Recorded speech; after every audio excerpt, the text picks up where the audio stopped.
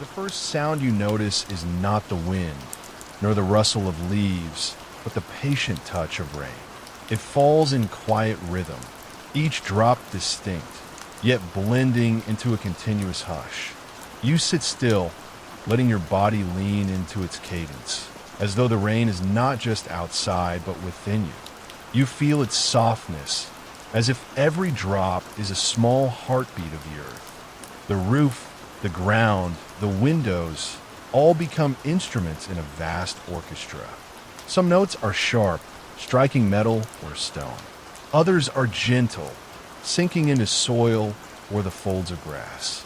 Together they weave a lullaby, ancient and unbroken. Rain has always sung to you, but tonight you notice something deeper. You notice how it slows your thoughts, how the rhythm gathers you into its embrace. And as you listen, you realize that rain is not just weather. It is memory, it is presence, it is a story told in water. Consider this. Every drop that lands near you has traveled a journey far older than you can imagine. The water in your glass, the mist against your skin, the rivulets racing along the street, all of it has been here before. Perhaps this very drop once rested in the curve of a mountain lake. Perhaps it was frozen in a glacier thousands of years ago, pressed beneath layers of snow. Perhaps it once rose as vapor above an ocean, lifted by sunlight, drifted across continents, and returned here tonight. Water is patient. It circulates endlessly in what science calls the hydrologic cycle. But when you hear it as rain, it feels more like breathing. The planets inhale and exhale.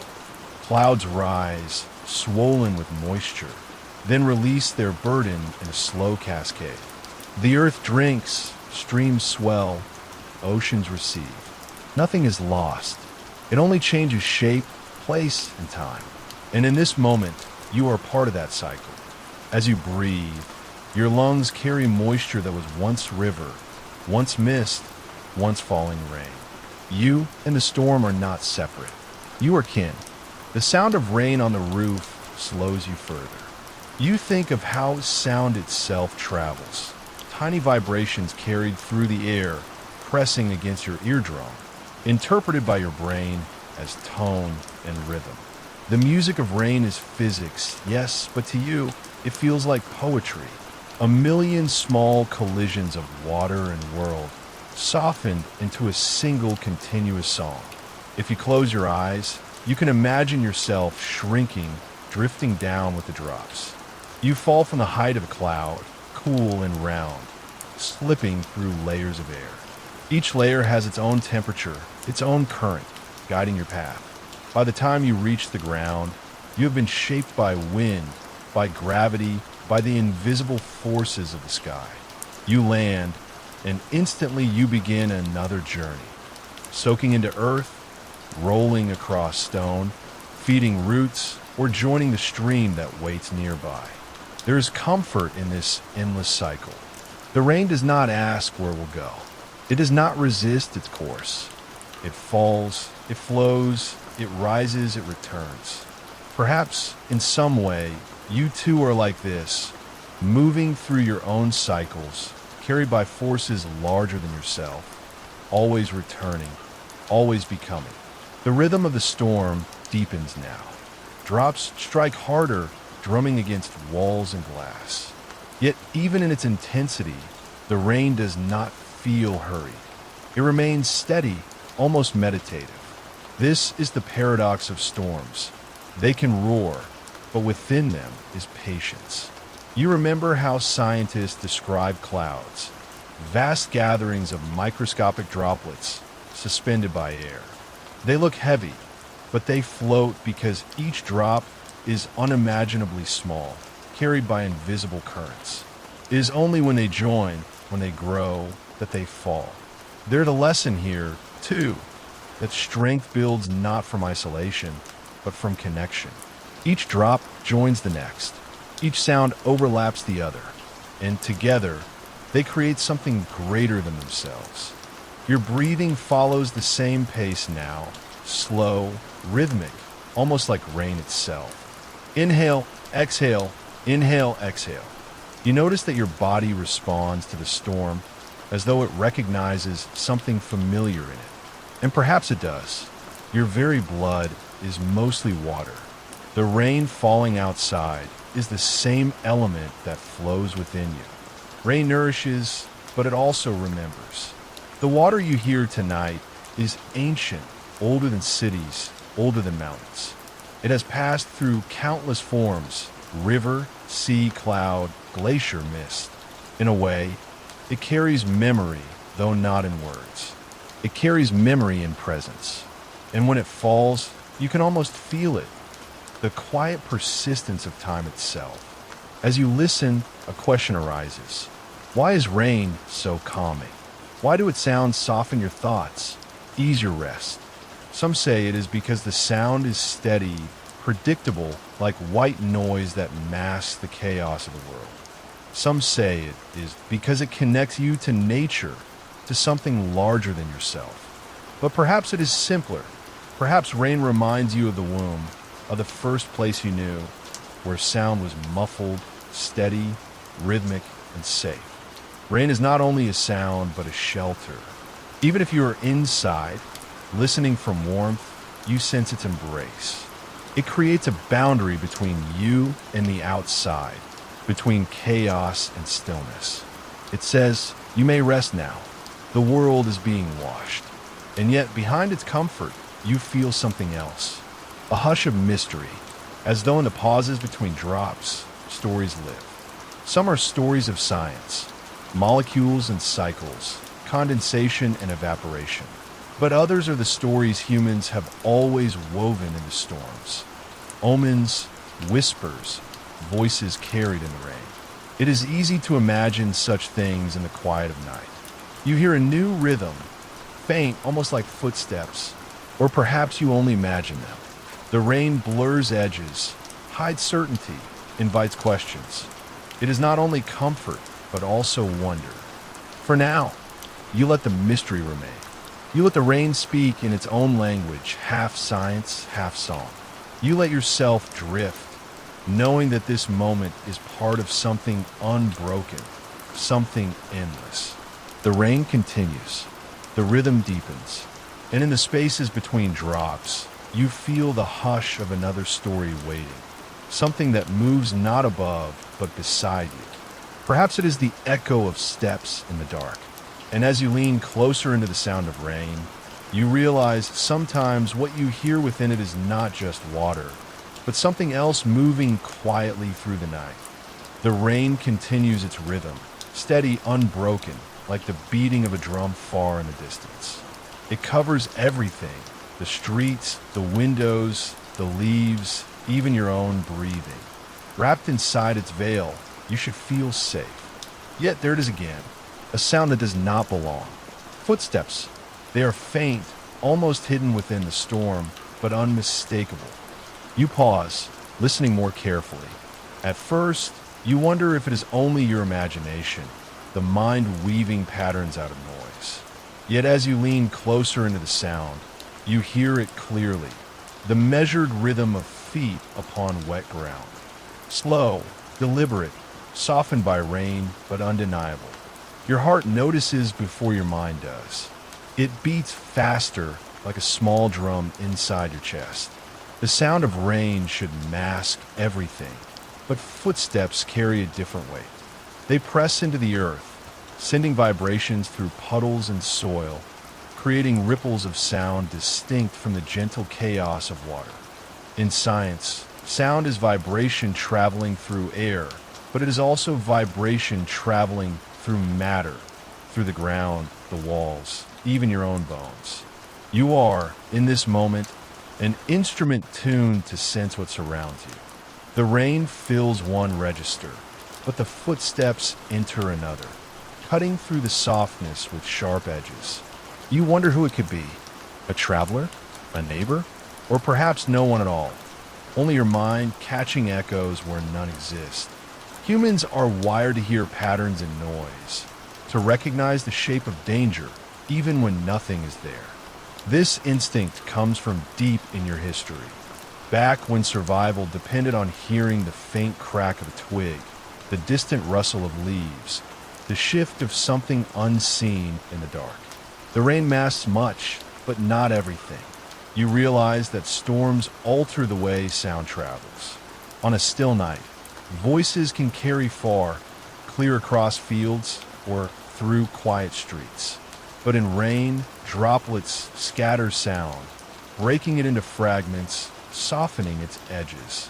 What you hear tonight is not a full picture, but pieces muffled and blurred.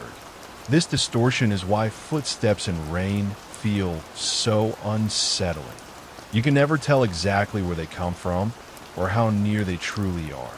The steps grow softer than pause. You wait, holding your breath, straining to catch the next movement. It does not come. Instead, only rain continues, falling without care, indifferent to the questions it stirs within you. The mind fills in the silence, imagining figures, faces, possibilities. And here lies a truth about fear. It is not always in what is seen, but in what is left unseen. Rain, with its steady curtain, creates the perfect stage for the unseen. It hides, it blurs, it protects, and unsettles in equal measure.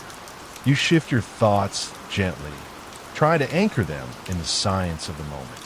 You recall how your ears work, tiny bones, the malleus, incus, stapes, vibrating with each sound wave. These bones are so small, yet they translate the world into meaning. In the dark, when vision fails, hearing becomes your guide. And tonight, your ears catch every subtle variation in the storm. The shift in rhythm, the uneven pause, the faint echo of steps that might be near or far. Perhaps this is why footsteps feel so personal.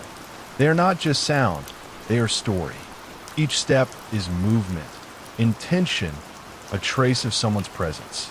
Even when you cannot see the figure, you sense the weight of their journey. To walk is to leave a mark, however small, and in the rain, those marks wash away almost as quickly as they appear. Yet the sound remains, if only for a moment, reaching your ears, carrying its mystery. You breathe deeply, letting your chest rise and fall in rhythm with the storm. Fear softens when you notice it, when you allow it space rather than resisting it. The footsteps, whether real or imagined, become part of the rain's symphony. Another note in the vast orchestra of night. And still, the question lingers, what is it about footsteps that unsettles you so deeply? Perhaps it is because footsteps suggest company, yet you do not know who walks beside you. Perhaps it is because they break the solitude of rain, reminding you that even in stillness, the world is shared. Or perhaps it is older than that. Perhaps footsteps awaken something ancient, a reminder of being followed, of being prey, of listening in the dark for survival. Your mind drifts to the science of echoes. Each sound that is made bounces, reflects, travels in waves that return in altered form. Rain scatters those echoes, but not completely. When you hear steps, you also hear their reflections, the ghost of sound returning from walls, from the ground, from unseen places. You do not hear just one step. You hear many, overlapping, arriving at your ears in fragments. No wonder they feel spectral, untrustworthy. The steps return now, faint but steady. You do not move, only listen. There is no urgency in them. They do not rush. They do not stumble. They sound patient, as though whoever they belong to knows the night will not end soon. And here, you realize, lies the heart of mystery, not in the sound itself, but in the way it makes you aware of your own presence. Footsteps remind you that you are here, listening, alive. They make you notice the beating of your heart, the rhythm of your breath, the fragility of being alone in the dark. You lean into the feeling rather than away from it. Rain has always carried stories, and tonight it carries this one. The quiet echo of steps, moving somewhere beyond your sight. Whether they are real or imagined does not matter. What matters is how they open you, how they draw you deeper into the storm, into the unknown. Your eyes close now, not to block the world, but to listen more clearly. You picture the path of the walker, the puddles splashing underfoot, the wet earth giving way, the small vibrations traveling outward. In your mind, the figure is faceless, more shadow than form. But their presence is undeniable. The sound drifts again, further now, merging with the rain until it becomes indistinguishable. Once more you are left only with water, endless and unbroken. And yet, a part of you continues to listen, waiting for the return of steps. Perhaps they will not come. Perhaps they were never there at all. But the silence they leave behind feels heavier than before. Silence is never empty. It is filled with expectation, with memory, with the residue of sound. You exhale slowly, feeling your body sink deeper into rest. You realize that the footsteps, whether real or imagined, have given you a gift. Awareness of the world's hidden textures, of the way sound moves, of the way your own mind creates patterns in the storm. Rain teaches patience. It teaches listening. And tonight, it teaches that not all mysteries need answers. Some only need presence. Still, as you drift further, you feel something tugging at your attention. Beyond the footsteps, beyond the rain, there is another presence waiting. Not outside on the path, but standing quietly in a place the storm cannot wash away. A house. And as the echoes fade into the rhythm of rain, you sense it. An abandoned house at the edge of the street, its windows watching, its story waiting for you to listen. The footsteps fade, leaving you alone again with the rain. But something shifts in the rhythm. A new presence emerges, not in sound, but in shape. You notice it as you walk down the glistening street, water pooling at the edges, lamps casting halos of trembling light. There it stands, a house. Its silhouette rises against the dark, edges softened by the mist. The walls are tired, the paint peeling, the roof bowed under years of quiet wait. Its windows glimmer faintly with the storm's reflection, yet you cannot shake the sense that they are watching, not merely reflecting. The rain taps against glass like fingers drumming on a table. Each droplet slides downward, leaving streaks that distort the shapes behind them. From a distance, you know it is empty, abandoned long ago. Yet the storm makes it feel alive, as if the house inhales and exhales with the shifting wind. You pause, listening. The sound of rain changes when it meets the house. On the roof, it becomes a low drum. Against the windows, a sharp tapping. Along the gutters, a trickle that turns into a steady stream. Together, these sounds make the house into an instrument. It's music unlike any other part of the street. It reminds you that every structure has its own voice in the rain. A metal roof sings sharply, like cymbals. Wooden siding hums with a softer resonance. Stone walls deepen the tone, making the storm sound heavier. Tonight, this house hums with layers, each surface adding to the chorus, until you feel the building itself is speaking in the only language it knows. You draw closer, though no light spills from its windows. The door is closed, yet the storm makes you imagine it opening, as though waiting for your hand. You think of the people who might have lived here, their footsteps on the wooden floor, their laughter once echoing against these same walls. Houses, like people, carry memory. Even when empty, they hold onto echoes. Science tells you that sound never truly disappears. Each vibration scatters, weakens, and fades, but in some sense, it remains, traces of voices imprinted in air and surface. Imagine, then, how much this house has absorbed. Conversations, arguments, lullabies, goodbyes, all carried in vibrations, pressed into the wood, woven into silence. The rain seems to coax those memories out, as if its steady rhythm teases stories from the walls. You imagine the droplets as messengers, knocking, asking the house to remember. And as you stand listening, you almost hear it. Faint layers of sound beneath the storm. A child's laugh, the creak of a chair, the sigh of someone waiting at a window. Perhaps this is what makes abandoned places so compelling. They remind you that space itself can hold memory, that emptiness is never truly empty. The air in such places carries weight, not just of dust and moisture, but of presence, the residue of life once lived. You place your hand on the fence, slick with rain. The wood is cold, yet beneath it is warmth. Not physical warmth, but a kind of recognition, as though the house is aware of your touch. You think of how materials change with time.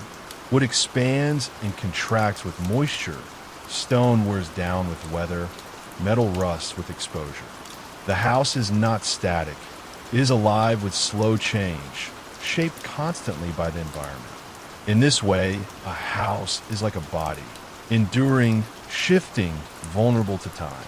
Its walls are skin, its beams are bones, its windows are eyes. And in the rain, it seems to breathe, each gust of wind like a sigh through its frame. You imagine stepping inside. The air would smell of damp earth and forgotten fabric. The floorboards would creak, their groans louder in the quiet. Shadows would collect in corners, shifting as the storm moved outside. And yet, you sense it would not be empty. The house would hold you in its memory, adding your presence to its story. Science explains that memory, in your own brain, is not a fixed recording, but a pattern of connections, rewoven each time you recall it. Perhaps houses work in a similar way, not storing exact moments, but impressions, shadows, atmospheres that linger in shape rather than detail. Rain, with its persistence, seems to awaken those impressions, reminding the house of what it once held. You think again of the windows. They reflect the storm, but something in their darkness feels deeper. Glass itself is strange, not entirely solid, not entirely liquid, but something in between. Over centuries, old glass can slowly flow, its bottom thicker than its top. Even the windows, then, are not still. They are rivers slowed almost to stillness. What have they seen? Each drop of rain that lands on them feels like a question, a call to remember. You step back, letting the house remain in silence. Yet even from a distance, its presence lingers in you. You carry with you the image of its walls, its windows, its waiting. And with that image comes reflection about how places shape lives and how lives shape places.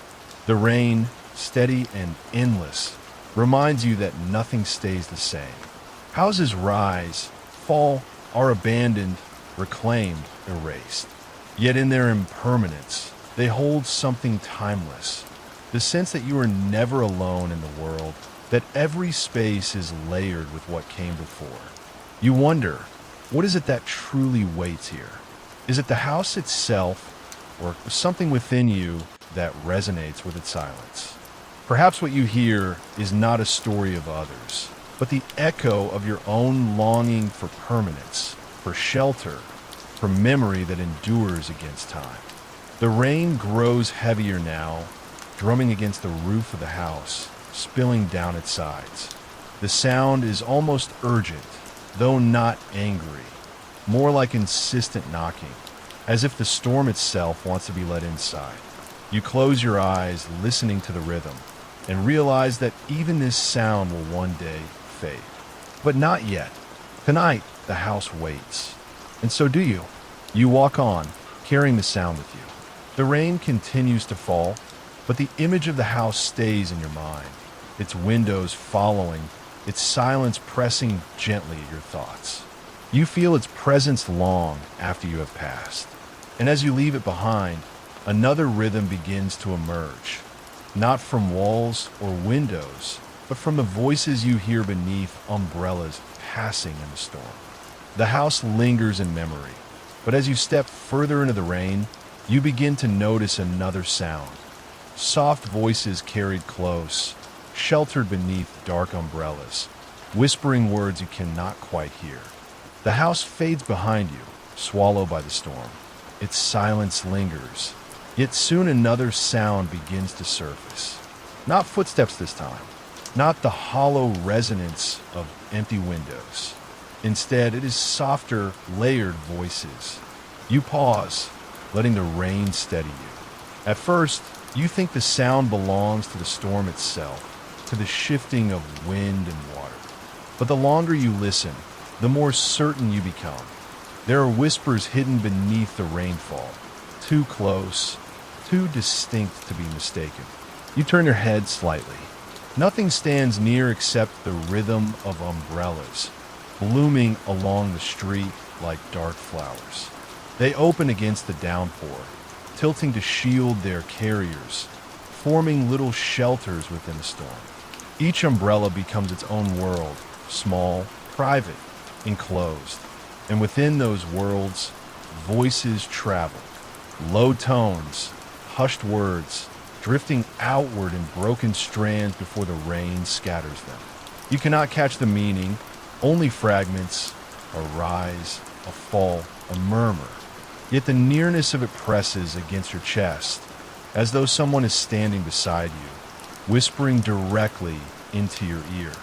The science of it fascinates you as much as it unsettles you. Sound is fragile. It travels as vibration, and raindrops are constant interruptions.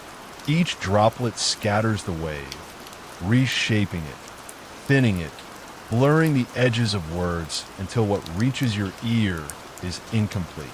Like ink bleeding in water, the message spreads too far, too quickly, losing its form. And yet, even broken, it feels intimate.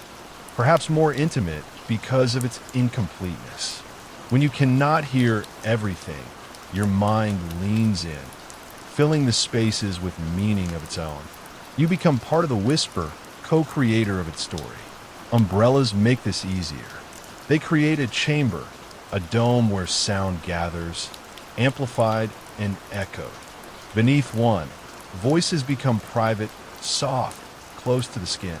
But from outside, you hear only faint traces escaping, like smoke drifting from the cracks of a closed room. The rain makes you an eavesdropper without choice, catching what was never meant for you. You walk slowly now, watching the umbrellas move. Their fabric trembles under the storm, glistening with water. Drops roll down the curved surfaces, gathering at edges, falling like little waterfalls at each step. They look like petals of some strange, night-blooming flower, fragile yet resilient.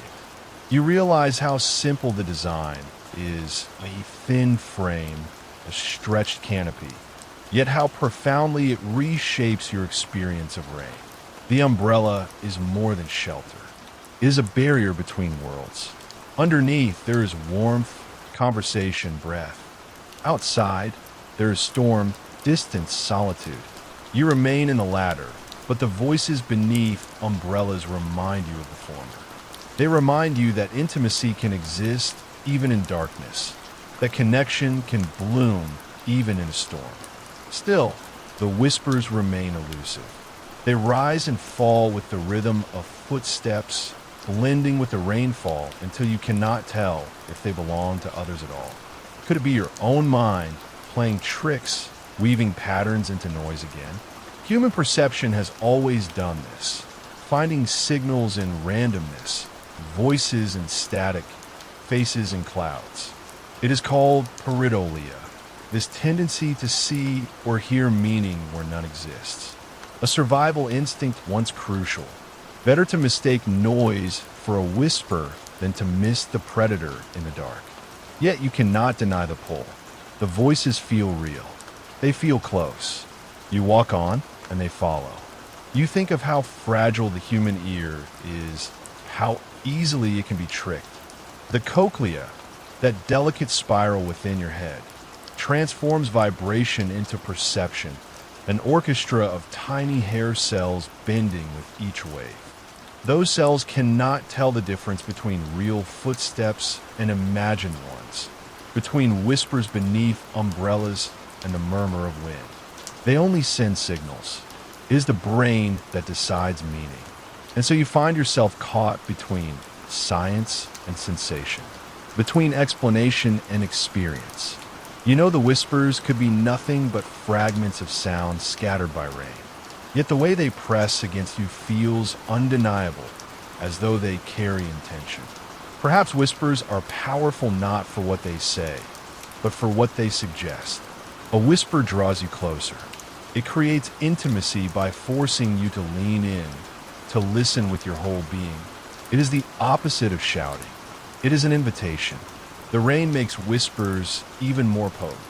Words that would be clear in daylight become blurred, softened, stretched thin. You cannot hold them fully, so they linger, echoing longer in your mind.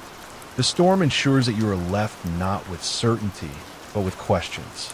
You slow your steps, allowing the sound to surround you. The umbrellas drift ahead, some tilting, some closing as figures disappear into doorways. One by one, the whispers fade. Soon, you are left with only the storm again, steady, impartial, endless. And yet, the memory of the voices clings. It makes you reflect on how sound shapes memory. Not always clear, not always precise. Often it is fragments that stay with you, a tone, a phrase, a feeling carried in someone's voice. These fragments grow larger in your imagination, filling the gaps with what matters most. The science of memory tells us it is not exact. It is reconstruction, reshaped each time. Perhaps this is why whispers haunt us more than shouts. They leave room for our minds to finish them. You take a breath. The rain is still falling, but your body has grown calm again, anchored by its rhythm. The whispers beneath umbrellas may have been real, or may have been woven by your senses.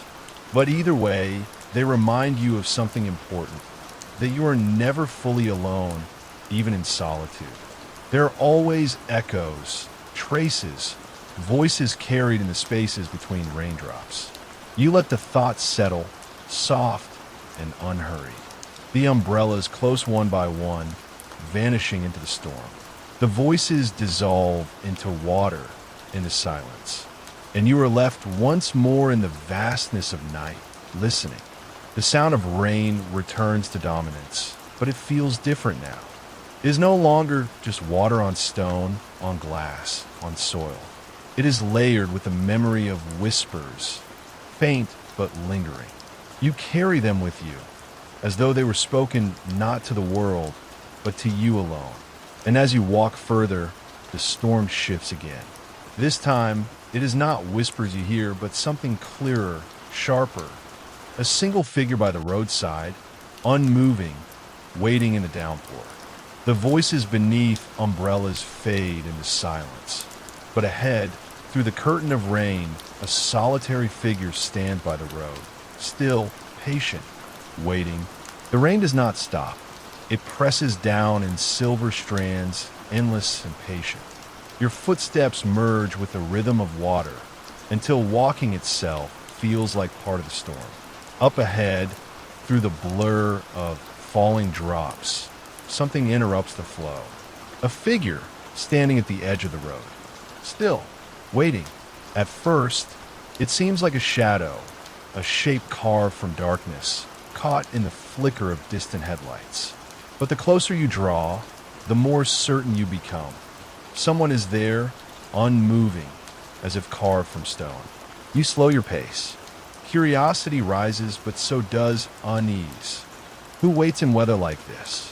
What keeps them tethered to the roadside when the storm has emptied every other street?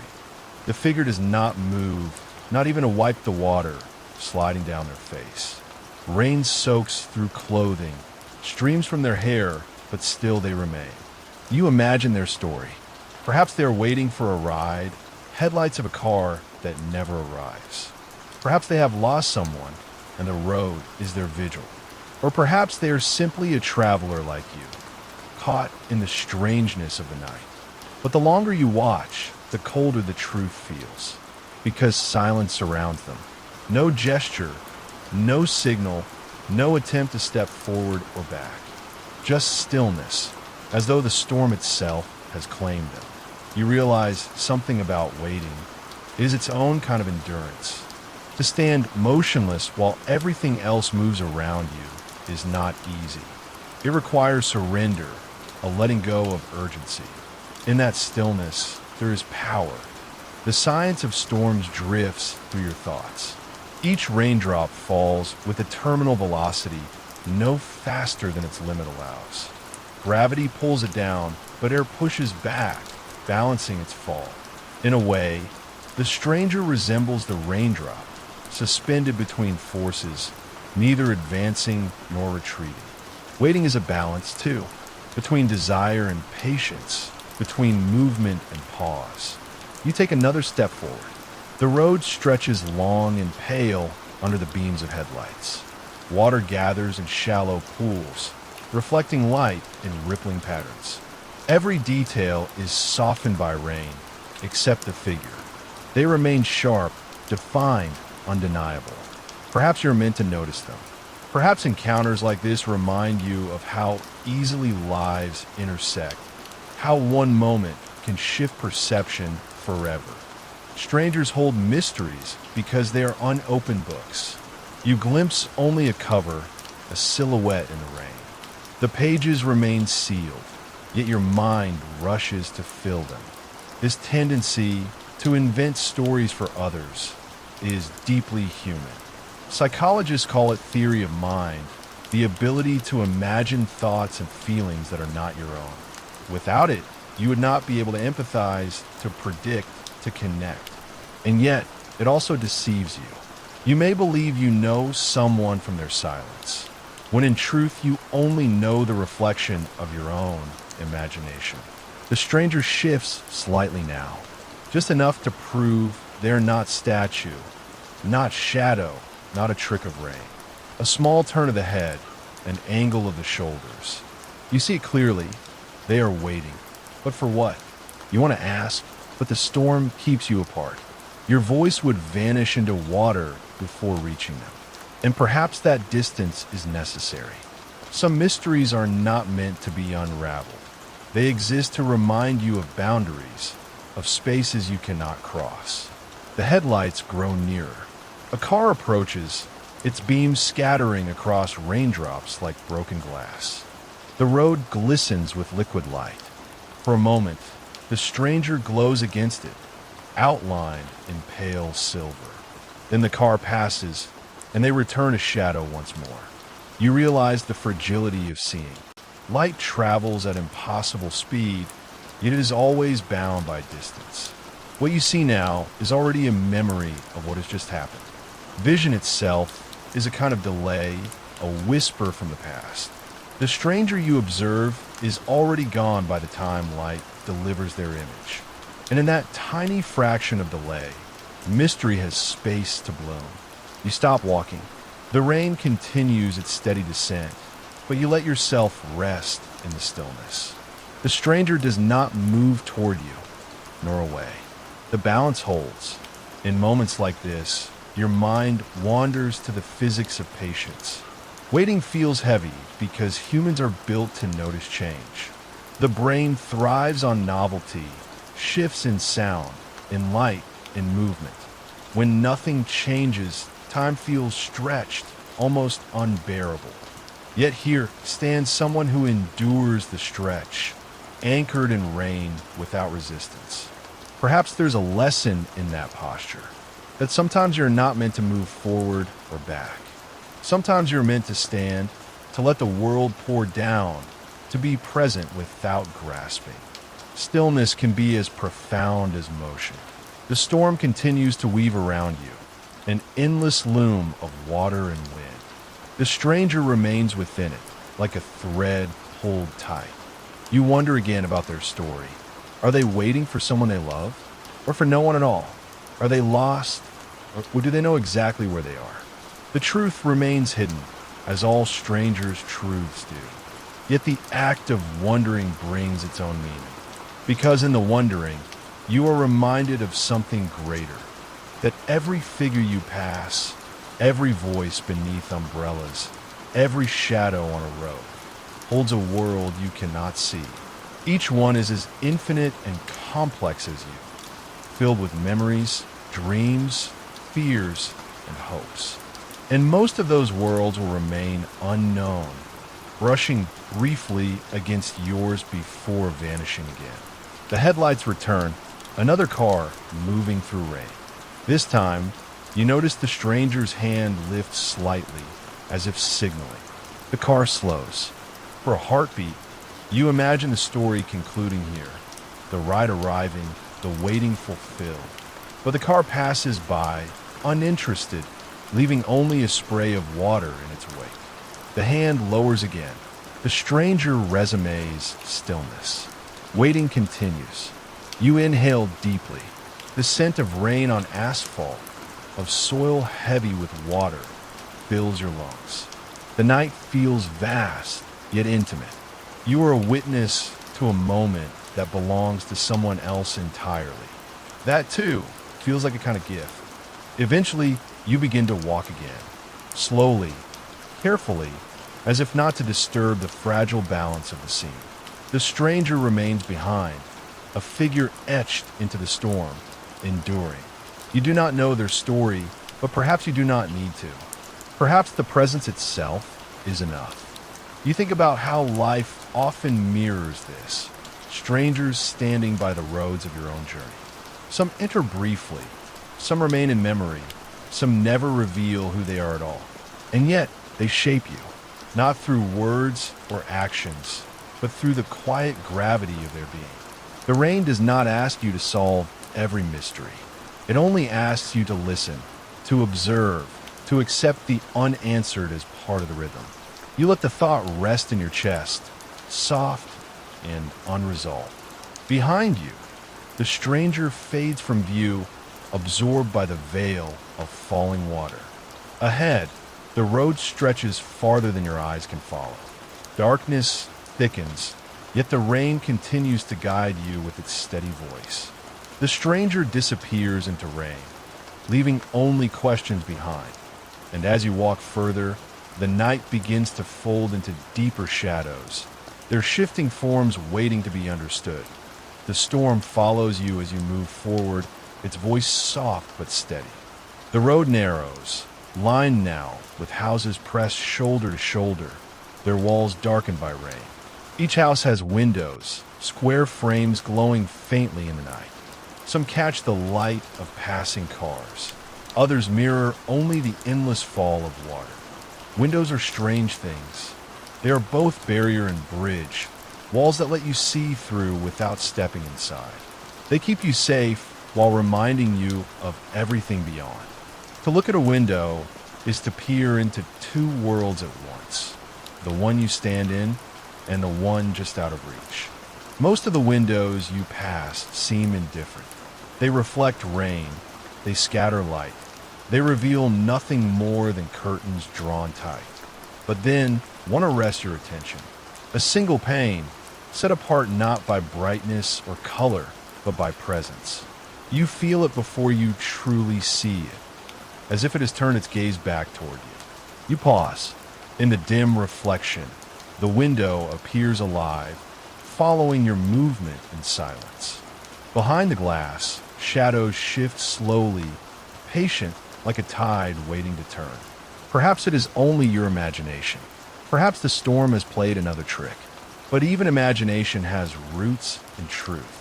The brain is designed to see intention where there may be none, to recognize eyes and patterns of light and dark. This instinct is old, carved deep into survival itself. Better to mistake a shadow for a gaze than to overlook a gaze that watches in earnest. So you look again. The glass does not blink, yet you feel observed. Something behind it waits, not rushing forward, not revealing itself, simply present, watching. The science of vision unfurls in your thoughts. What you see through glass is always partial, a negotiation between light inside and out. When it is brighter indoors, you glimpse only reflections on the surface. When the outside is darker, the inside appears as a faint stage lit by invisible lamps. A window is never entirely honest. It offers fragments, never the whole. Perhaps that is why it unsettles you. The partial glimpse, the half-truth, the knowledge that more lies hidden than shown. And yet, isn't that the nature of perception itself? Every moment, your senses take in only a sliver of the world. Your eyes capture a narrow spectrum of light. Your ears hear a fraction of vibrations. Your skin feels only surfaces, not depths. You walk through life believing you see reality, when in truth you see only a version, a filtered window. The figure behind the glass does not move. Or maybe it does, but too subtly for you to tell. The rain on the pane blurs certainty. You cannot decide whether the presence is real or simply the shadow of your own attention. You take a step closer. The window fogs with condensation, droplets tracing slow rivers across its surface. Behind it, a lamp flickers faintly, enough to outline the suggestion of shape. Not detail, just impression. A presence felt, not fully seen.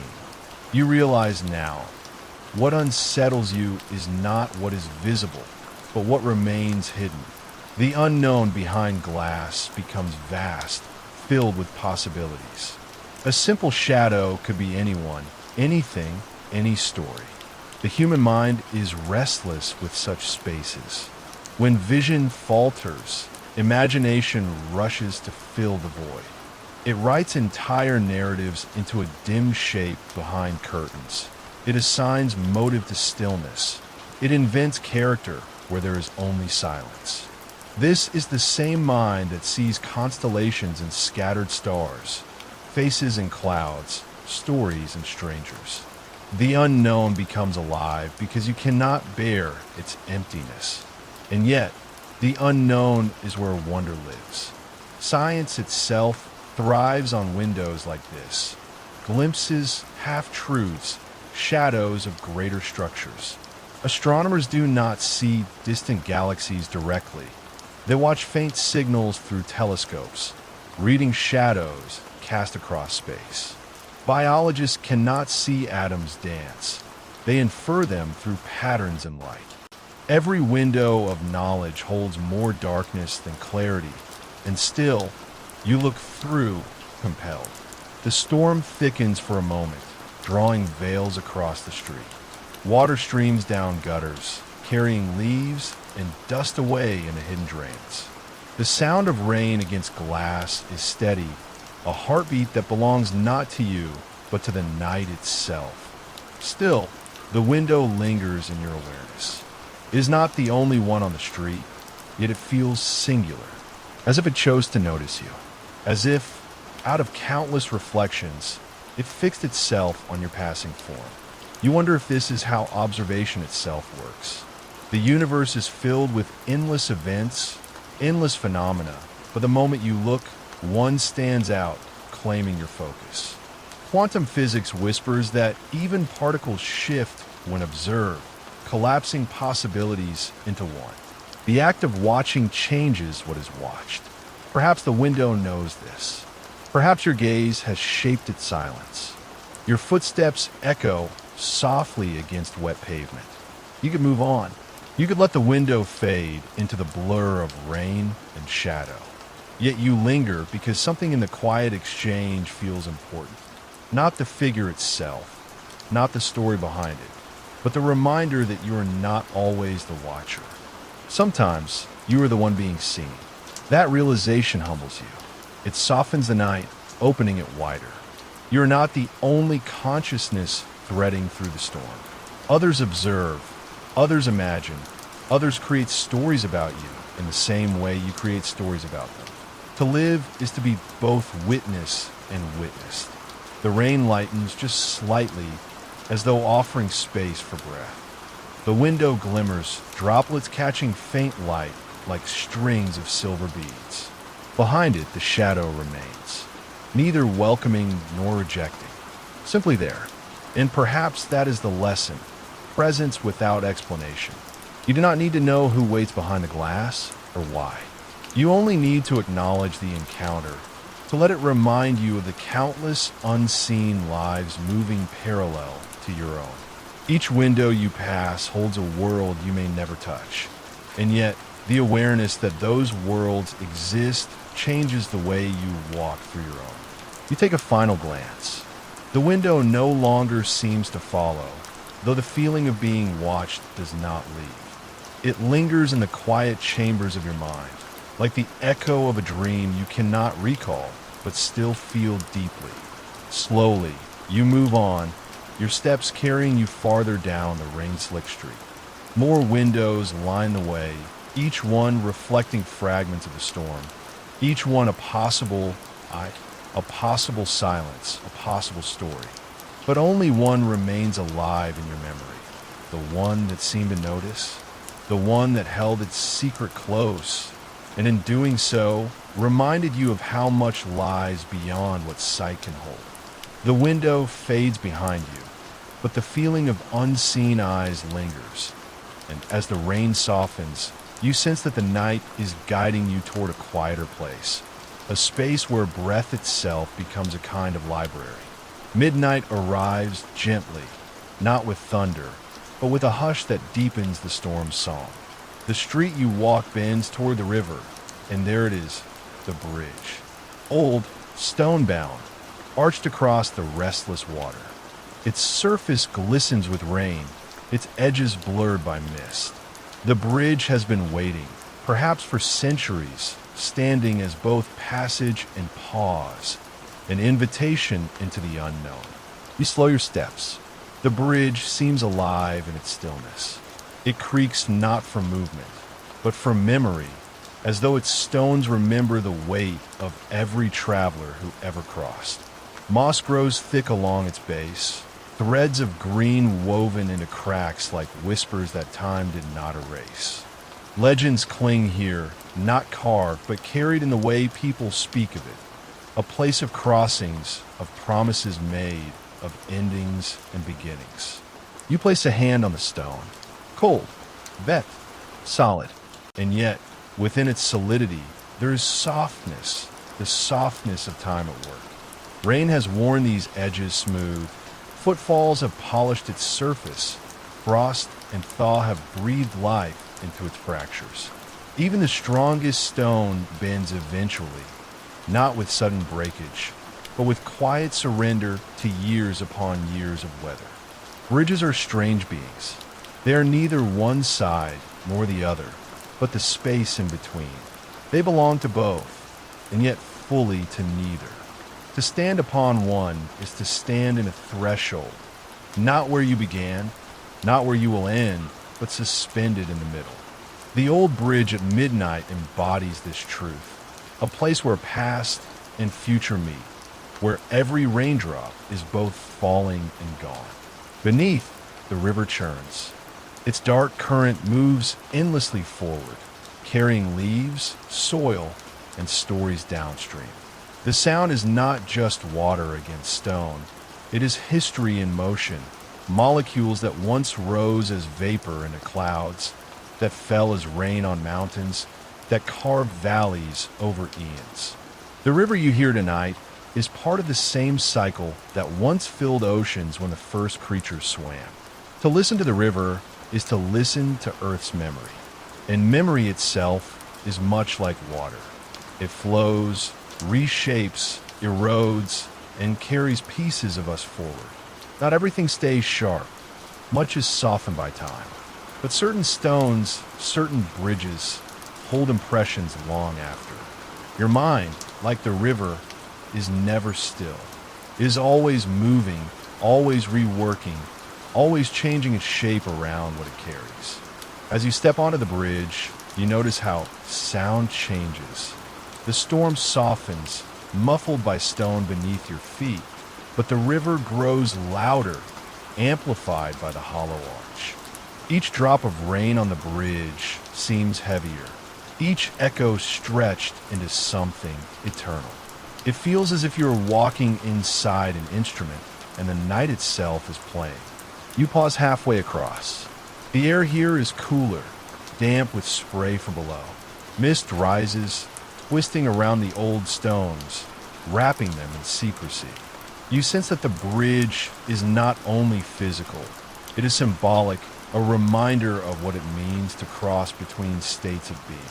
Science, too, is filled with bridges. Think of the double helix of DNA, a ladder of life built with bridges between bases, carrying the code of generations. Think of neurons in your brain, stretching toward each other with synapses like fragile bridges, carrying sparks that shape thought and memory. Think of particles in quantum fields, tunneling across invisible divides, slipping through barriers as though stone were air. Everywhere in nature, bridges exist, not just of stone and steel, but of energy and meaning. And here you are, standing on one built by human hands long ago.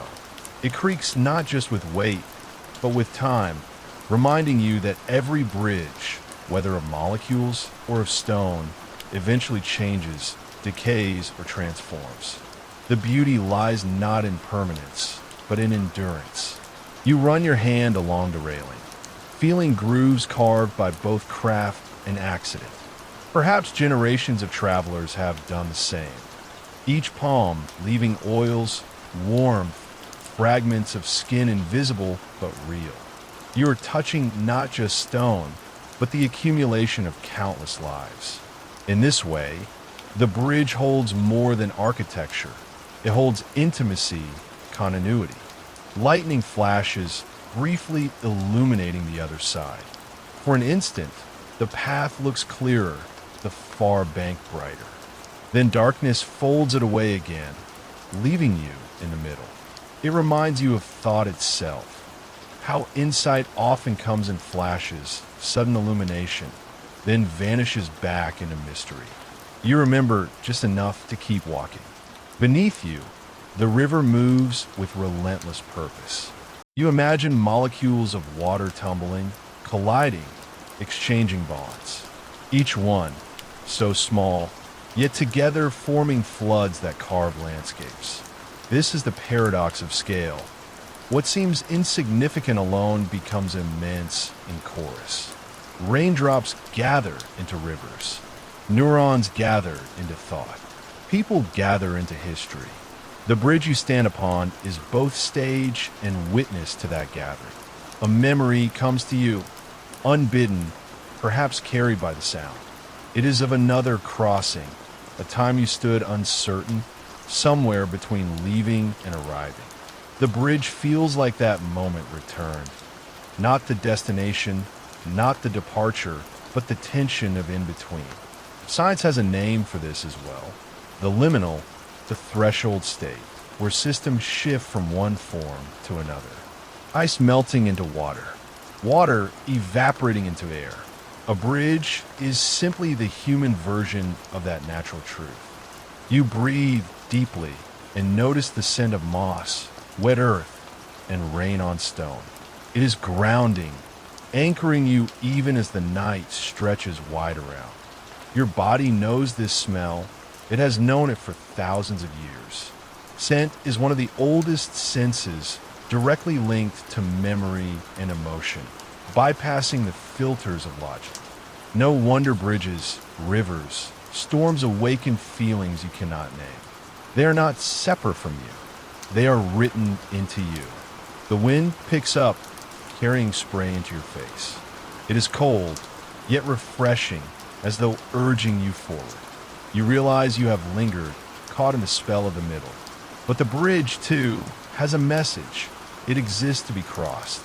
Still, you hesitate, not from fear, but from reverence. Crossing feels symbolic. It is not just stone beneath your feet.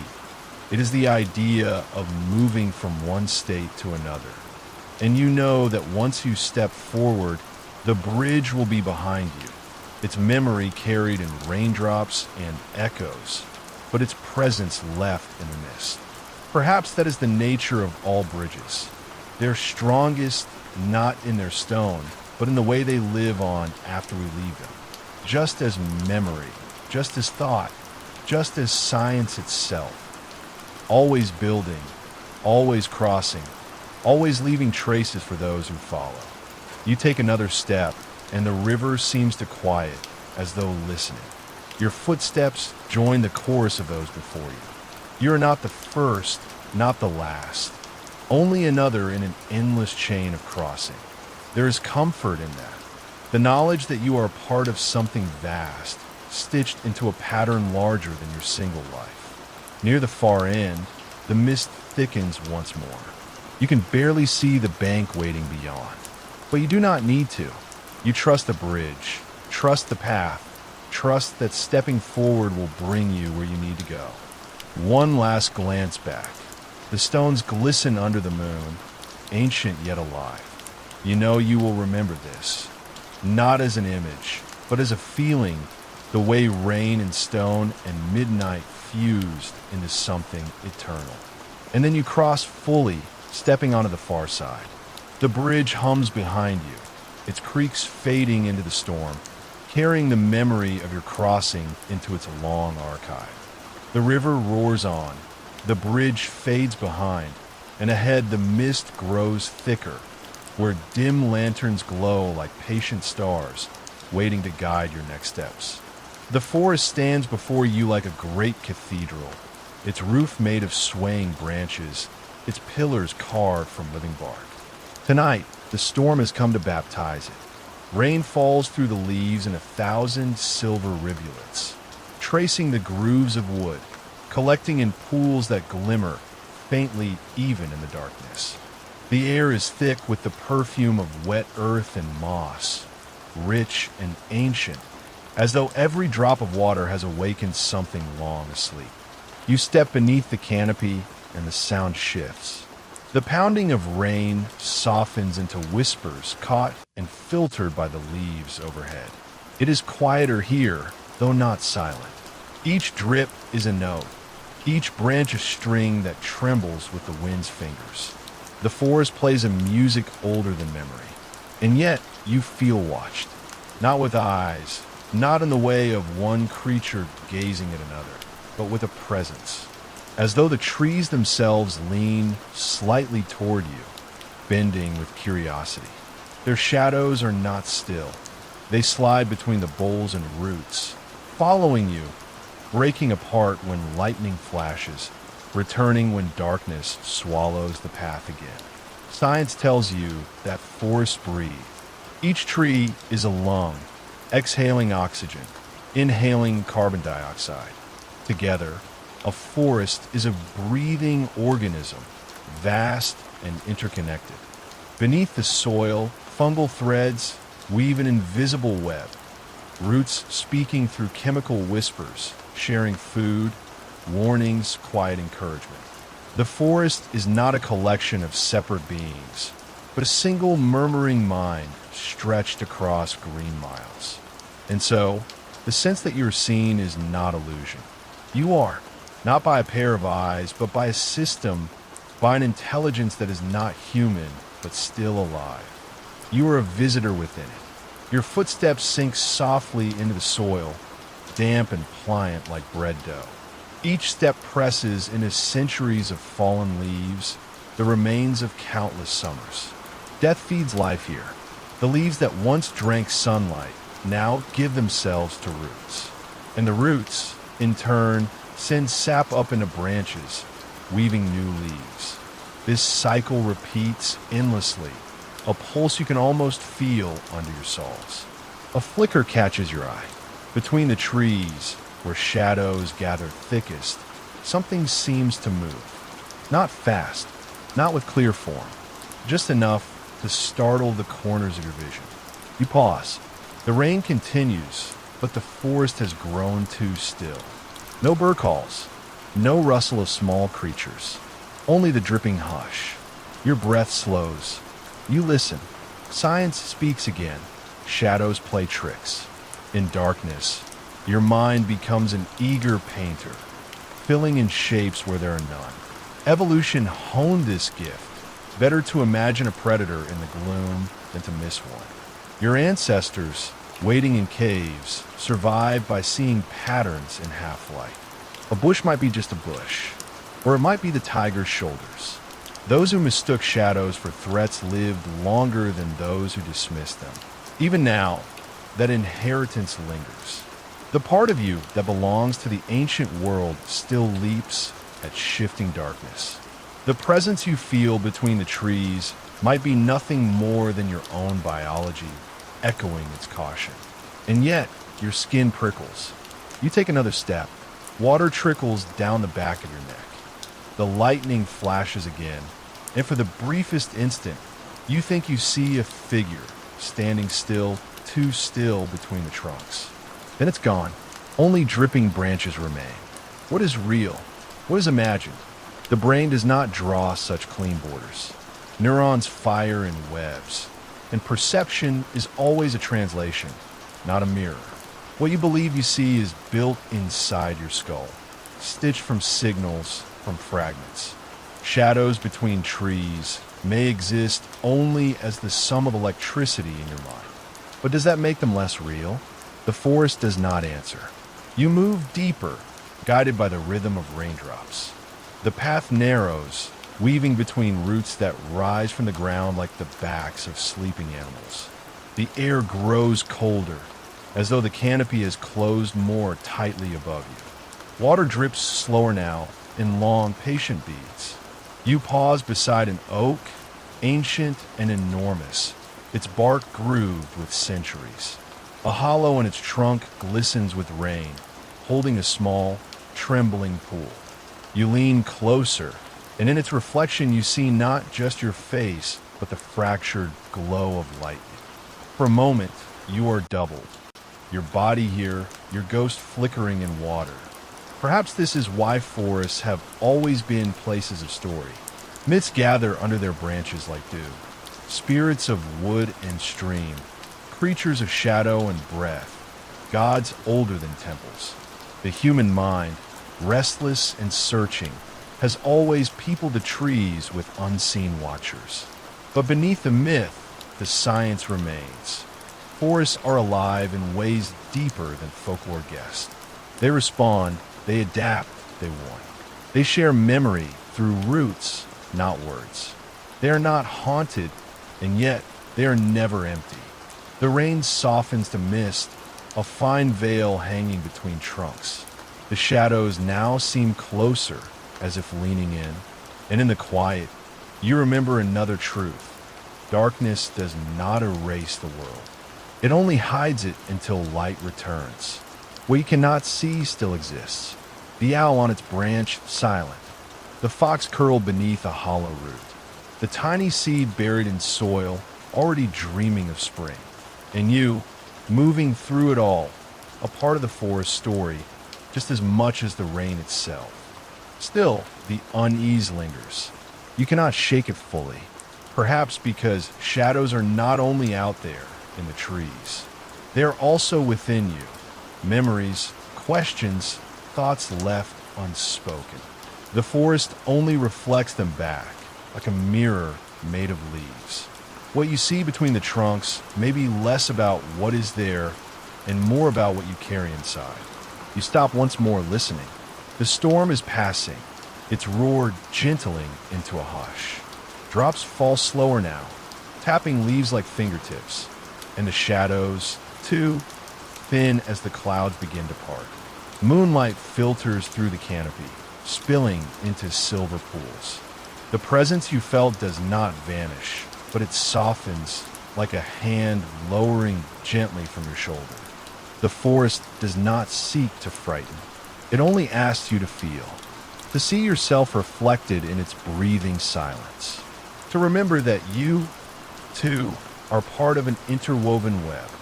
Your heartbeat synced with rain, your breath mingled with trees, your thoughts walking hand in hand with shadows. You step forward, leaving the darker grove behind. The path curves gently upward. The mist thins further, and in the clearing ahead, you see the shape of stone rising against the sky. An arch, weathered, strong. The entrance to something older still. You pause at the threshold where the forest gives way to stone, and you wonder if shadows live in trees, what memories linger in the walls we build. The rain lingers outside, steady and soft, as though it cannot quite let go of the earth. Somewhere in that hush, a sound rises, faint at first, then sharper. A phone is ringing, not here in your hand, not in the room where you sit, but somewhere out there in the storm. It rings as though calling into emptiness, a beacon of connection searching for someone to answer. You pause, listening. The ring is swallowed by the patter of rain, then emerges again, almost hesitant. And you wonder, how many rings go unanswered in the vastness of the world?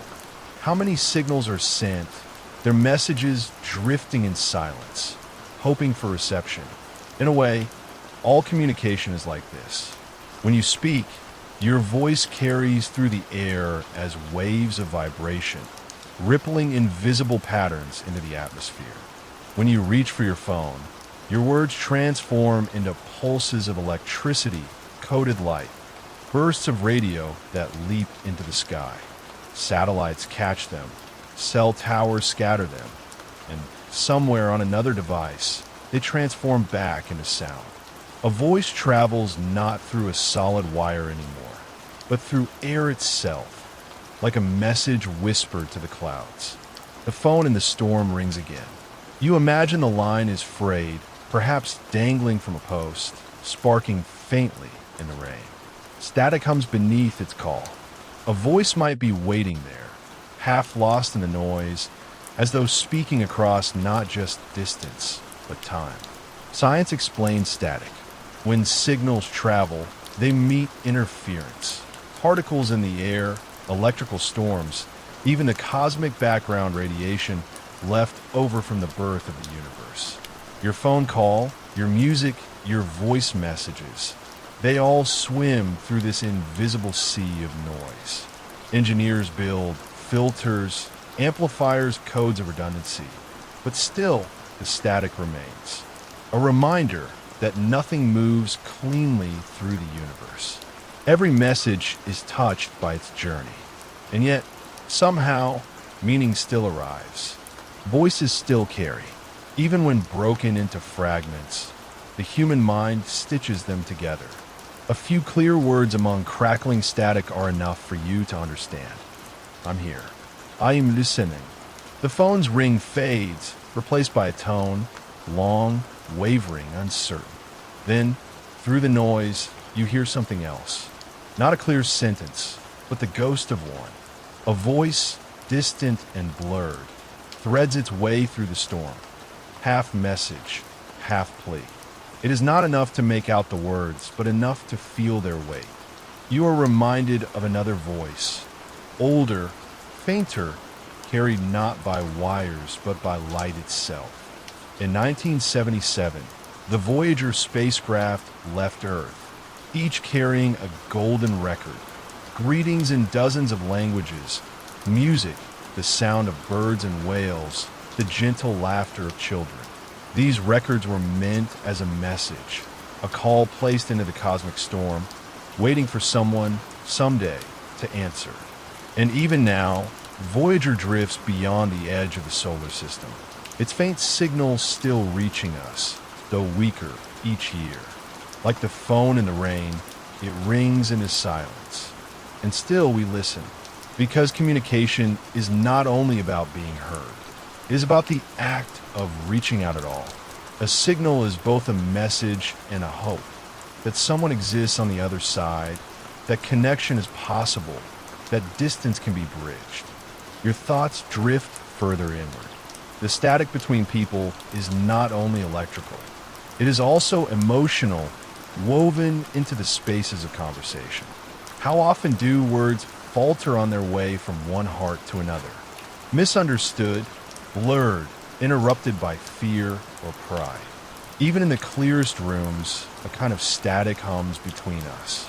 And yet, like scientists piecing a signal from noise, we learn to listen beyond it. We learn to sense the shape of meaning, even when the words arrive fractured. A single pause, a tone, a breath, Sometimes they carry more truth than sentences. The voice in the storm flickers again. Not whole, not clear, just a fragment, a syllable, a sigh.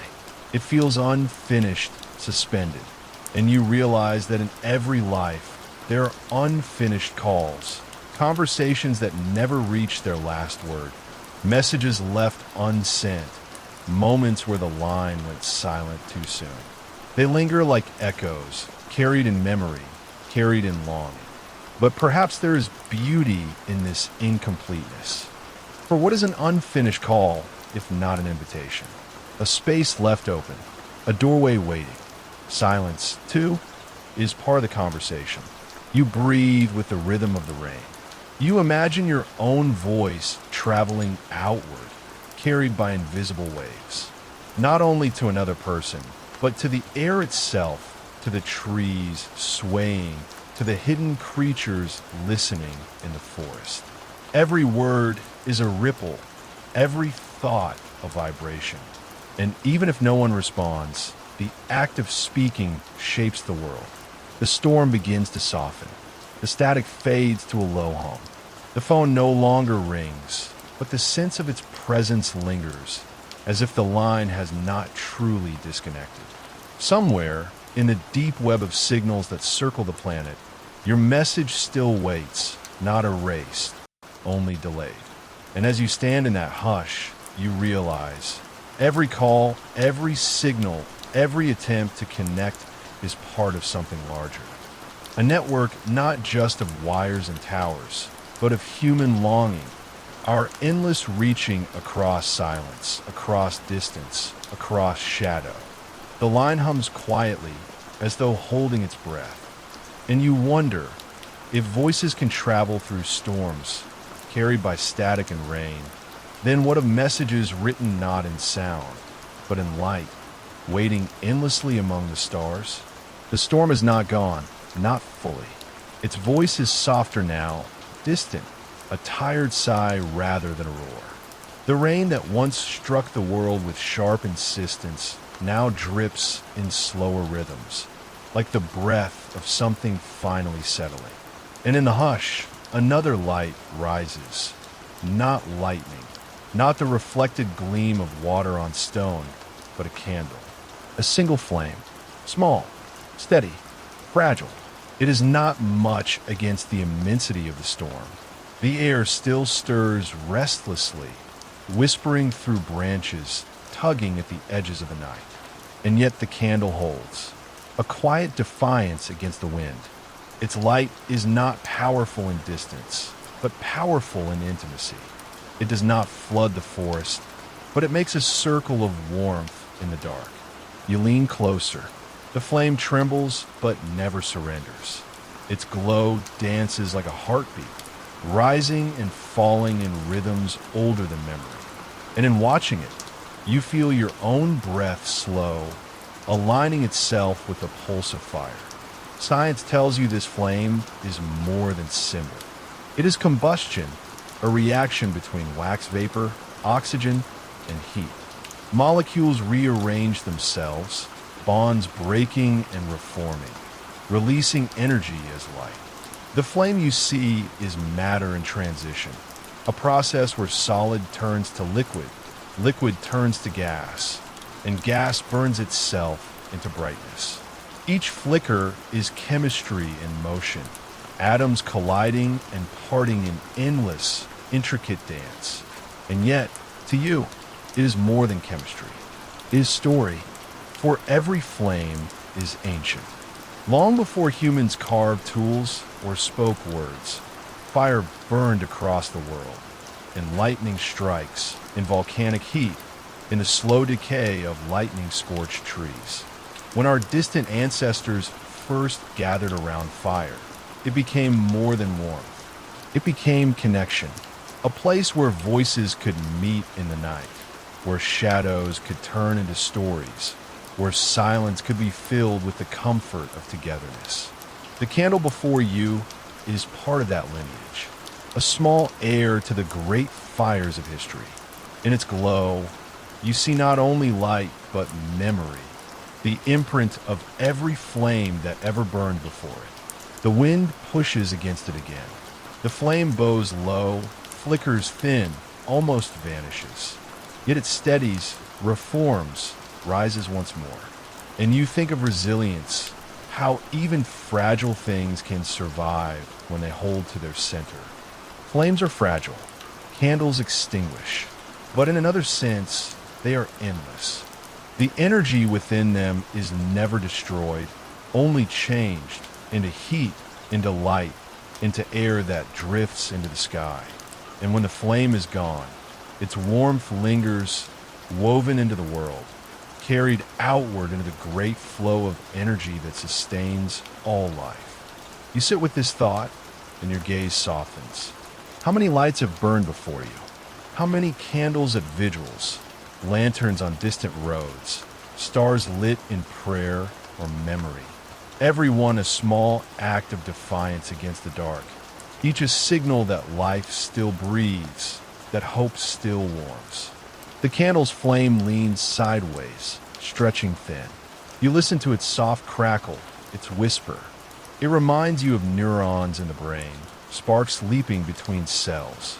Each thought, each memory, each dream you hold is a kind of flame, tiny electrical fires sparking across networks of living tissue. Just like this candle, those inner fires are fragile yet persistent. They flicker when tired, brighten when nourished, dim with age, and yet, for as long as they burn, they illuminate the mind with story. Perhaps this is why we love flame so deeply. It is a mirror of ourselves. Outside, the last fingers of rain trace the leaves. Drops fall in slower rhythm now, like a lullaby, and the candle glows against it, as though holding the storm's voice at bay. You realize that the storm, for all its power, cannot erase light. It can push, it can howl, but as long as one flame survives, the night is never complete.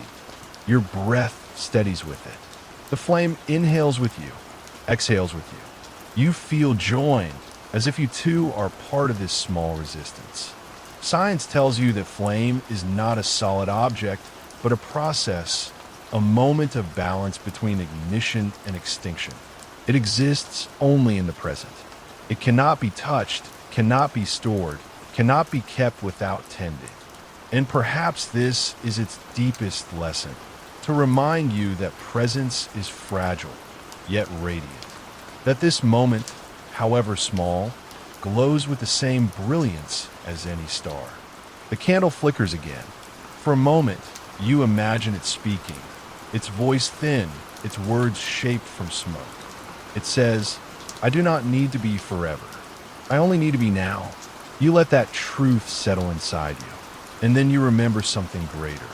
Stars, too, are flames. Not candles in wax, but candles in space, burning hydrogen into light. Their flames are immense, stretching millions of kilometers, yet their essence is the same. Matter transforming into brightness, energy released into the dark. A candle on Earth and a star in the cosmos, different in scale, but kin in spirit. The flame before you bows again. Its light shivers on the walls, painting shadows that seem to move with thought. And in those shadows, you glimpse the patterns of galaxies, the swirls of nebulae, the dance of light that echoes through the universe. One small flame holds within it the same physics that guides the birth and death of stars. Perhaps this is why we gather around light, because in it we remember our connection to everything. The candle's wick grows shorter. Its pool of melted wax deepens, feeding it for a little longer. But you sense the end is near. The flame will not last forever. None ever do. And yet, the thought brings no sadness, only softness. Because endings, too, are part of the rhythm. Every flame leaves warmth. Every story leaves echo. You lean closer, memorizing its glow. It flickers once more, rises bright, then lowers, trembling like a final heartbeat. And then, softly, gently, it goes out, The darkness closes, but not fully, for in your eyes the light still lingers. In your breath, the warmth still lives. In your memory, the flame still burns. The room grows quiet, the storm rests, and the silence feels less like emptiness, more like space prepared for dreaming. Yet as the smoke curls upward, fading into the unseen air, you wonder if a candle can carry the memory of fire long after its flame is gone. What might the stars carry, waiting for us in their ancient light?